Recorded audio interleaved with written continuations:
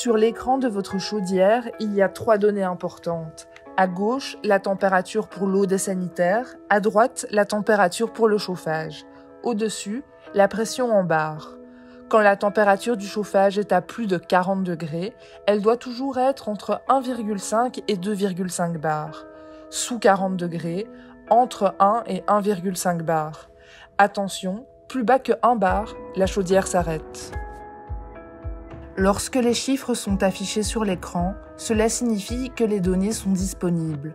Pour que la chaudière ne démarre pas une de ces 2 données, ou les 2, il suffit d'appuyer sur Mode.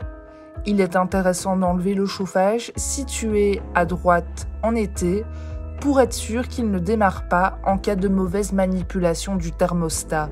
Pour être au-dessus de 1 bar et garder la chaudière allumée, il faut la remplir en manipulant les vannes rouges. Quand ces vannes sont à la verticale, elles sont fermées. Pour l'ouvrir, il suffit de la tourner. Pour ajouter de la pression, il faut également ouvrir une seconde vanne très légèrement et la refermer directement après. Cela permet d'éviter que trop de pression soit envoyée dans la chaudière. En effet, au-delà de 3 bars, de l'eau va commencer à sortir de la chaudière. Cette vanne jaune est celle qui contrôle le gaz. Lorsqu'elle est dans la même direction que le tuyau, elle est ouverte. À l'horizontale, elle est fermée et le gaz est coupé.